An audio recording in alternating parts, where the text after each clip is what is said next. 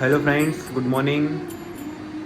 आज सुबह के 4:30 बजे हैं। आज है 9 फरवरी और मेरा फ्रेंड आया हुआ था शुभम।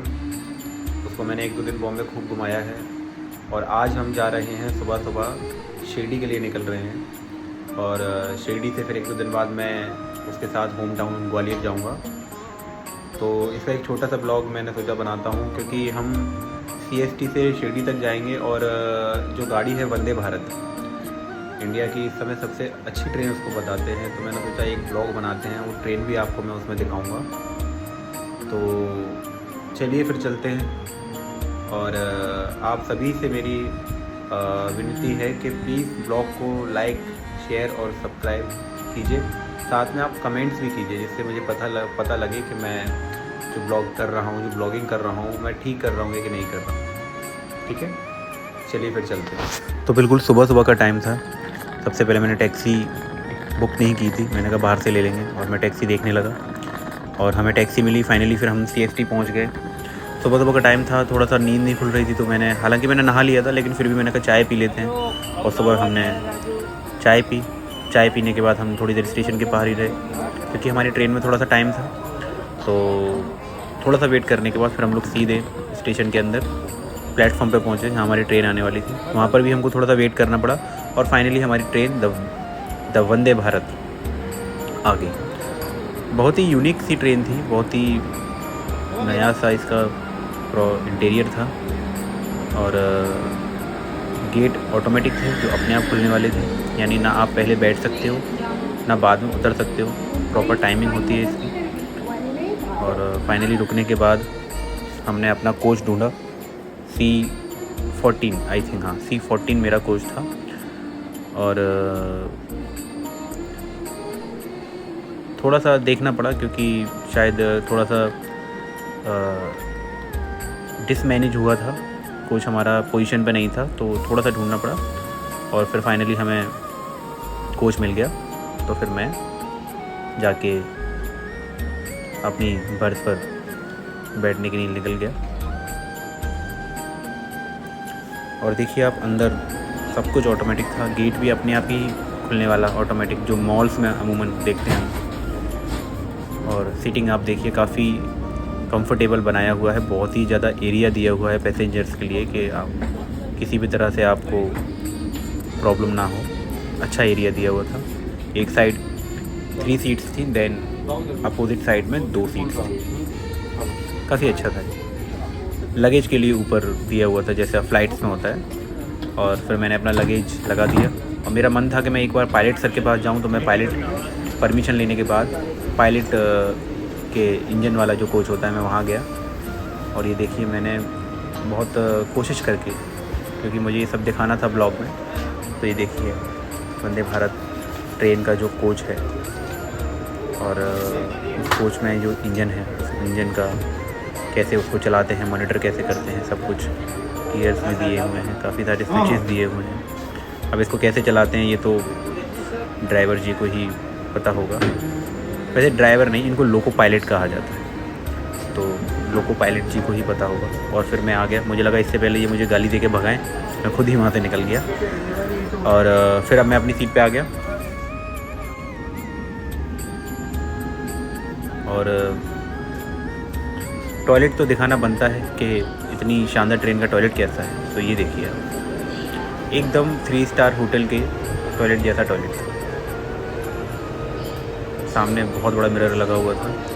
नॉर्मल पर्सन और जो फिज़िकली हैंडीकैप्ड और जो डिसेबल पर्सन होते हैं, उनके लिए भी उन्होंने पूरी फैसिलिटी प्रोवाइड कराई हुई है कि किसी भी तरह के पैसेंजर को प्रॉब्लम नहीं आनी चाहिए। और ये देखिए, ये बैठा है शुभम, यही मुंबई मुझे घूमने आया था मेरे साथ। और फिर ये हमारा खाना आ गया है।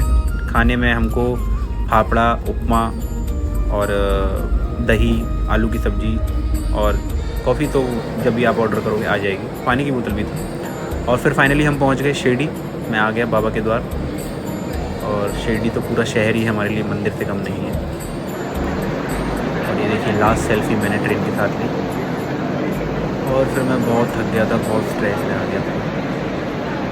तो उसके बाद फिर हम लोग और शिरडी में मैंने आते ही एक अजीब सी चीज़ देखी कि बिल्कुल मेरे जैसा दिखने वाला बंदा कोने में बैठ के गुटखा खा रहा था। मैं भी चक्कर में पड़ गया कि ये क्या है, और बिल्कुल मेरे जैसा दिख रहा था।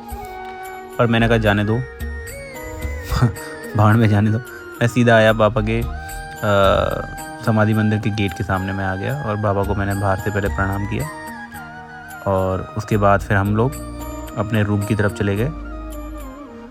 तो रूम में चेक इन करने के बाद हमने शाम तक आराम किया, और शाम को फिर हम लोग बाबा की समाधि मंदिर के दर्शन करने के लिए चले गए। शिरडी आने के बाद सभी अपना अपना घूम रहे थे, मम्मी और बाकी सभी लोगों ने दर्शन कर लिए थे। तो मुझे थोड़ा टाइम मिला और मैं बाबा से अकेले में मिलने आ गया। और देखिए ये जो नज़ारा है, जब ये नज़ारा मैं फेसबुक पे या किसी सोशल मीडिया पे देखता हूँ किसी के पोस्ट के द्वारा, तो मैं जो कैसा फील होता है मैं आपको नहीं बता सकता हूँ। लेकिन आप देखिए बाबा का समाधि का जो स्तंभ है कितना ही अद्भुत और एक चमत्कारिक जो शक्ति है वो दिखती है इस गुम्बद में ही दिखती है कि बाबा कितने शक्तिशाली हैं। और शिरडी में बहुत कुछ नया हो गया है, काफ़ी सारी चीज़ें, क्योंकि डेवलपमेंट यहाँ लगातार चलता रहता है। और ये देखिए बाबा का एक नया स्टैचू बनाया हुआ है, ये देखने में बहुत सुंदर था। बाबा हाथ में गागर लिए हुए हैं और पानी उसमें से झलक रहा है। और एक गार्डन भी बनाया है आसपास, और ये नए वेस्टर्न लाइट्स काफ़ी लगाई हुई हैं। बहुत सुंदर था, बहुत सुंदर था। ये बाबा की पालकी का एक स्वरूप बनाया हुआ है जो हर गुरुवार को निकलती है। फिर सेकेंड डे हम सभी को साइंस तीर्थ, यहाँ पर एक थीम पार्क है जो बाबा और हमारे जो अलग अलग तीर्थ स्थल हैं वहाँ की कुछ विशेष छवियाँ यहाँ पर बनाई गई हैं। बहुत सुंदर पर हुआ करता था। गोमती नदी के किनारे बसे इस मंदिर के 2 द्वार हैं, मोक्ष द्वार और स्वर्ग द्वार। 4 धामों में से एक है ये द्वारकाधीश मंदिर। हर साल यहाँ कृष्ण जन्म का उत्सव बड़े धूमधाम से मनाया जाता है।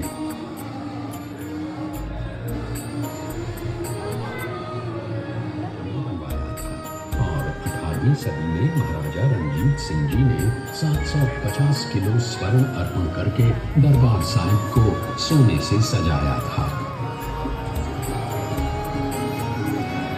ये अकाल तख्त है और ये है गुरु ग्रंथ साहिब। वाहे गुरु जी का खालसा, वाहे गुरु जी। जो देवी पार्वती का रूप है, उनके मंदिर का ये 1000 स्तंभों का दालान है। 2500 वर्ष पुराने इस मंदिर के 15,000 से भी अधिक भक्त आते हैं। 1700 साल पुराना ये मंदिर हमारे प्राचीनतम मंदिरों में से एक है। इस मंदिर में संस्कृत, तेलुगु, तमिल और कन्नड़ भाषाओं में इतिहास बताने वाले 640 शिलालेख हैं और 70,000 से भी अधिक भक्त यहाँ प्रतिदिन श्री बालाजी का दर्शन करने आते हैं। तो आइए हम भी श्री बालाजी के दर्शन।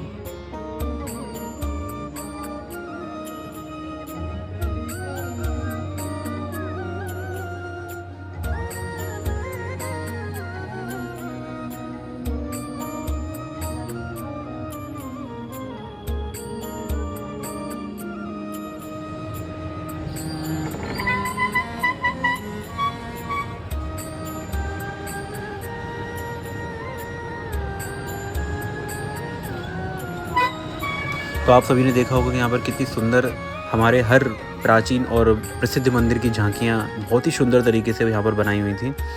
और उसके बाद यहाँ पर इस पूरे तीर्थ में अंदर हमें 4 चीज़ें देखने को मिलती हैं। तो सेकंड जो था ये बाबा की 1.5 घंटे की मूवी थी, जिसमें बाबा का, साईं बाबा के जीवन की जो विशेष कथाएँ हैं उनको दिखाया गया था। और इतनी अच्छे पात्र इसमें हैं, इतनी अच्छी एक्टिंग की है सभी ने, इतना अच्छे सॉन्ग्स थे कि जो भजन बाबा के हैं, मैं नहीं बता सकता, बहुत ही ज़्यादा अच्छा काम किया हुआ है। निकल गए किस ओर, बांध गए भक्तों के मन में श्रद्धा की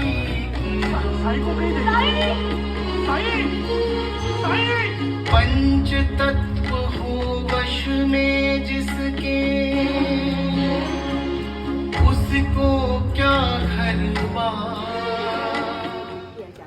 और फिर सबसे लास्ट में हमने ये 5D शो देखा, जो लंका दहन का शो था, जिसमें हनुमान जी समुद्र पार करके लंका का दहन करके आते हैं, उसका 5D शो था। सभी ने 5D ग्लासेस लगा के देखा था, देखिए सभी लगाए हुए हैं। ये शो मैंने पहले देखा हुआ था, लेकिन मम्मी और सभी ने फर्स्ट टाइम देखा था, तो उनको ये बहुत अच्छा लगा, उनका एक नया एक्सपीरियंस था। और फिर हम लोग शाम को, हमारी ट्रेन थी, हम घर आ गए थे। और यहाँ पर ये मेरा ब्लॉग ख़त्म होता है, समाप्त होता है। और आप सभी से प्रार्थना है, आपको अगर ये ब्लॉग अच्छा लगा हो तो लाइक शेयर कीजिए और कमेंट में ओम साईं राम लिख कर बताइए कि आप सभी को ये मेरा प्यारा सा ब्लॉग कैसा लगा है।